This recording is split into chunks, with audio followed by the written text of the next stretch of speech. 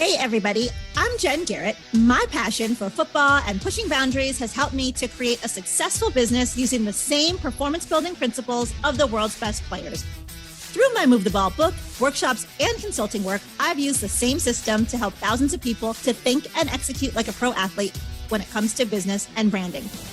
Now, I'm on a mission to help you utilize those tools and strategies to elevate your hustle and get you across the goal line. So get ready. It's time to suit up, to show up, and to move the ball. Hey, everyone. It's great to be back with you for another episode of Move the Ball. If this is your first time listening, welcome. And if you've been a part of the Move the Ball movement for quite some time, welcome back.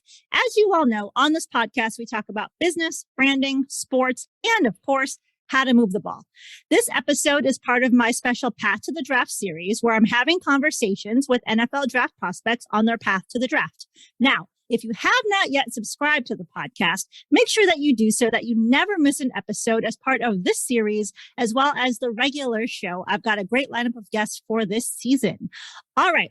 For today's episode, Inside the Huddle with us, and ready to share his story and talk about his path to the draft is Jerome Ford. Jerome is a running back who just finished his college football career playing ball for the University of Cincinnati. During this past season as a Bearcat, Jerome rushed for 1,242 yards and 19 touchdowns, averaging 6.2 yards per carry, and he had 20 total touchdowns. Jerome was named to the 2021 All-AAC First Team, and he also received AAC Championship Game MVP honors. Now, prior to Jerome's time with Cincinnati, he also played for 2 seasons at my alma mater, the University of Alabama. We will talk about all of that and more in today's episode. Welcome to the show. Thank you. Well, I'm excited to chat with you today. I saw you at the Combine. We talked about having you on the show, so I'm glad that you are here with us. And let's kick off our conversation just talking about how you got into football. You're from Tampa. Tell us about when was the first time you suited up and picked up a football? I suited up for the first time in elementary. I started off playing baseball, but my mom kept me in most sports just to keep me from being in the streets or anything like that. So I started off playing t-ball, and then once I started playing football, I kind of just let baseball go. Ever since I picked up a football and suited up, I've been on football. And what was it about the game that made you fall in love with it? I wanted to score touchdowns. I just like the physicality of the game. Baseball was just sitting and hitting the ball. It was boring to me. Football just brought more excitement. And when you first started playing, did you start at the running back position or what did you play? When I first started, I was bigger than everybody else. So I was like a defensive end. And I moved from defensive end to center and from center to running back. Okay. So you've got some broad experience playing the game.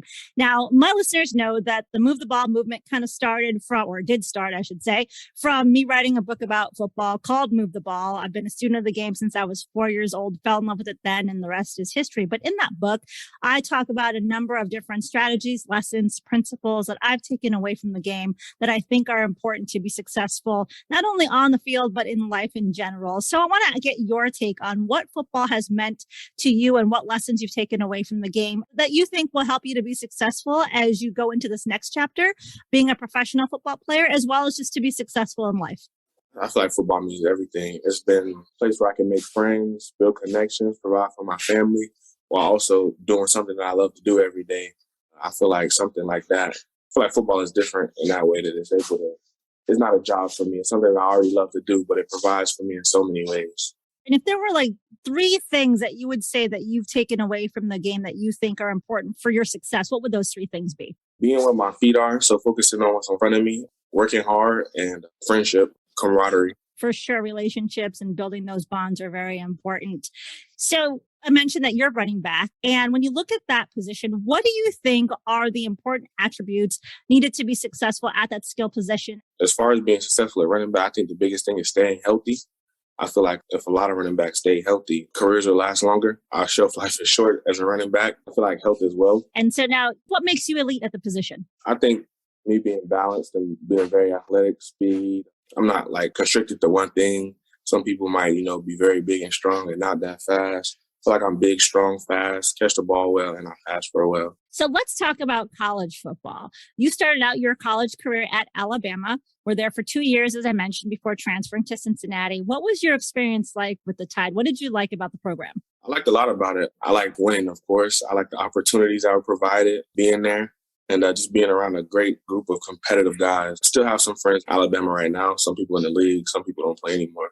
I still was able to get those things that I talked about as far as like camaraderie out of Alabama. It was great. And when you look at a program like Alabama, which obviously has had a very successful history, especially over the last decade, what in your mind makes Alabama a great program? I think Coach Saban is doing a great job of like his system and how he's running things.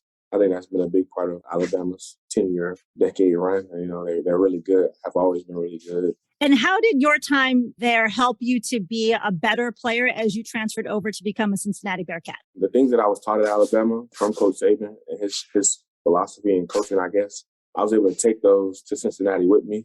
It helped me become a better player in my transition. And you ended up transferring right before the 2020 season, which ended up being the COVID year, as many people say. What was it like for you, not only coming to a new school, which requires some adapting and adjustment, but also just adapting to this environment that we all kind of had to go through in a pandemic? At first, it was nerve-wracking. I didn't know what was going to happen. I didn't know what I was going to do. My teammates, when I got there, they embraced me. They looked out for me. They helped me get adjusted anyway. Same thing with the coaches. They all just kind of embraced me and helped me in any way they could and checked on me every day to make sure that everything was going good. And were there any players in particular that kind of helped you to acclimate to the Cincinnati Bearcat culture? My running back group, Jared Dokes, Ryan Montgomery, and Charles McClellan.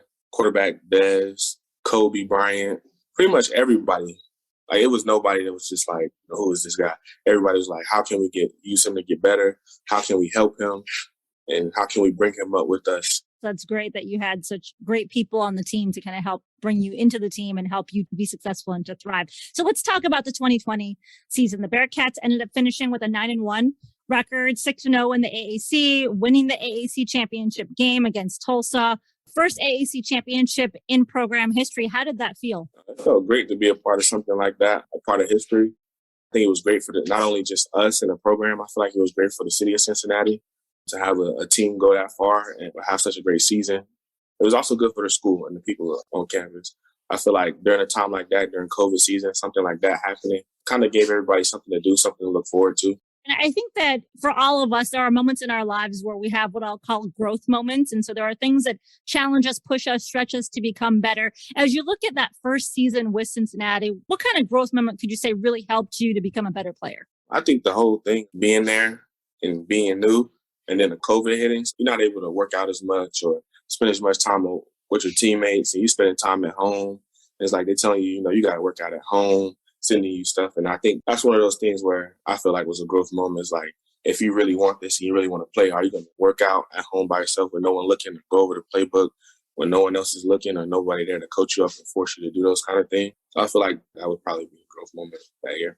And the team had incredible success, like we talked about already. What do you think was key to your team staying a cohesive unit and being successful in this COVID year? I think all of us buying into Coach Fick, our brotherhood. Coach Fick called it the season of sacrifice because, you had to sacrifice a lot to be able to play football. You couldn't be going outside and you didn't want to risk catching COVID. I feel like us buying in, sticking together is what really helped us make that push. And you guys continue to build upon success going into the 2021 season, another incredible season. Early in 2021, you had said year 4 about to be a movie. It was definitely worth watching all season long. The team definitely showed out every Saturday on game day, and you especially. Talk to us about your last season. Last season was fun. It was definitely like probably one of the highlights of my life that season, the season that just passed. I joke around about some of my teammates who are entered the draft now. Like, man, I wish we could go back in time and just relive the season one more time. And it was also a great experience, going to the college football playoffs, then against former teammates. It was great. And I mentioned when I read your bio, Rome, that you had 19 rushing touchdowns, 20 total. Your 19 rushing touchdowns ended up ranking 6th nationally, and then having the 20 total TDs ranked 3rd nationally. Both of those touchdown marks tied the school record set by Michael Warren back in 2018. When you look back upon this season, what is it about you? What were you doing right to continue to excel and perform each and every week? Just buying into my coaches, my running back coach, going hard in practice every week and competing with the other running backs. And also, while I'm working hard and doing my best and actually having fun doing it. So, joking around, just hanging out with teammates and that kind of stuff, and not just being a clenched fist all day and so serious. I feel like having fun with your teammates. And Coach Vic did a great job of making sure that football wasn't just all work. We played a lot. I feel like that was a big part of it.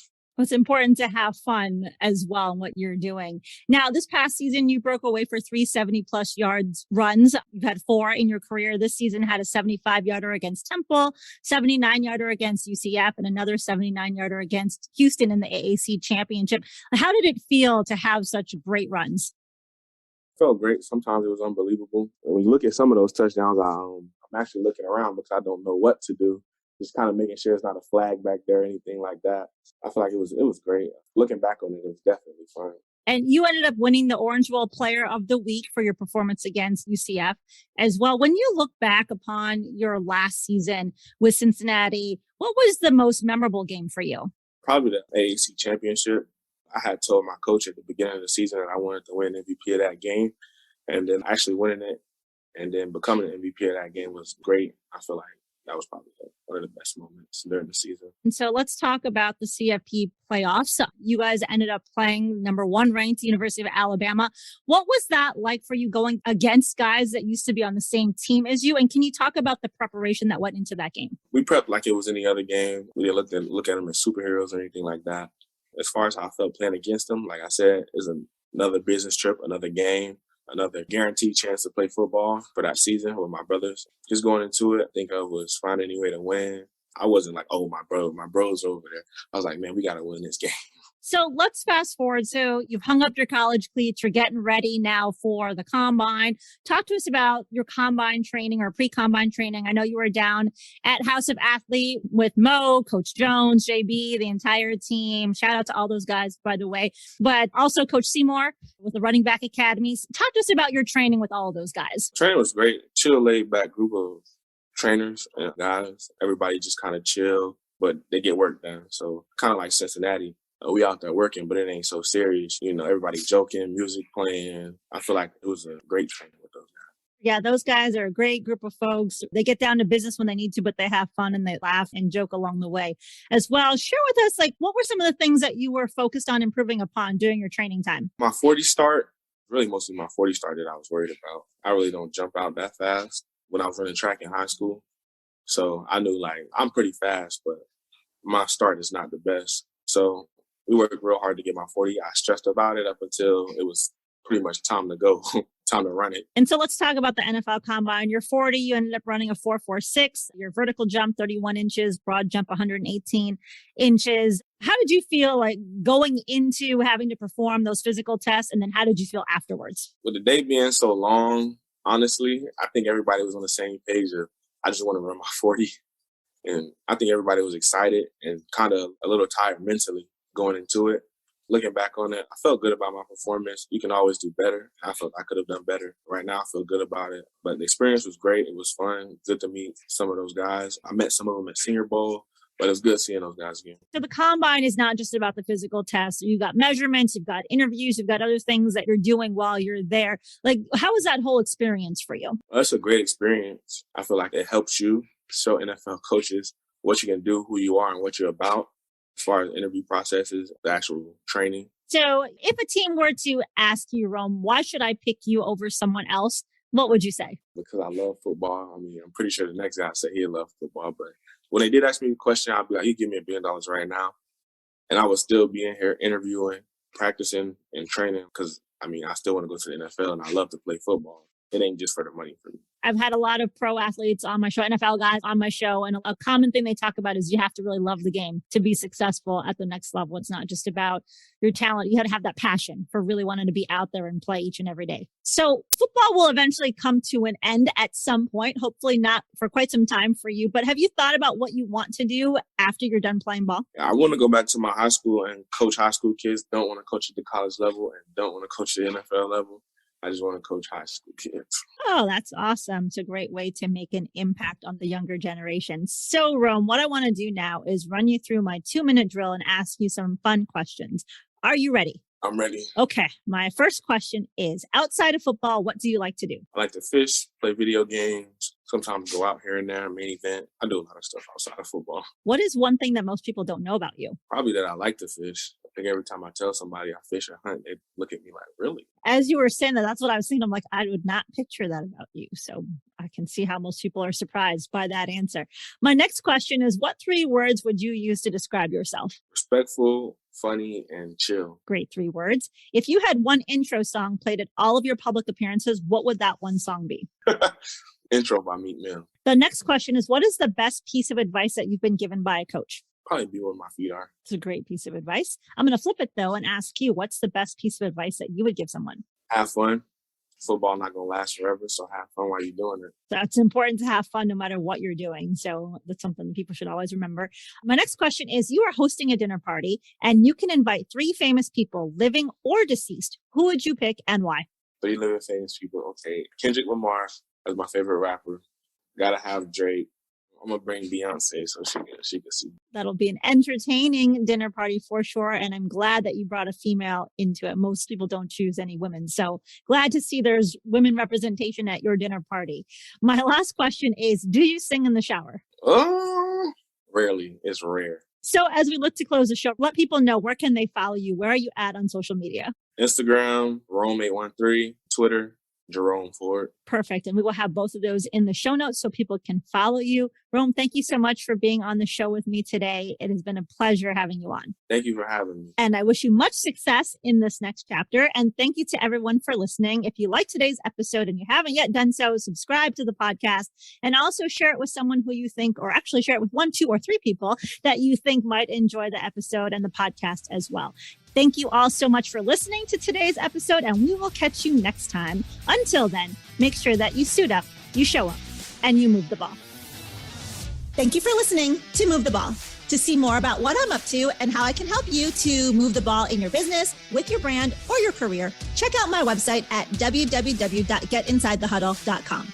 Make sure you subscribe to the podcast so that you never miss an episode, and also join the Move the Ball Facebook group for even more content and to be a part of the Move the Ball movement.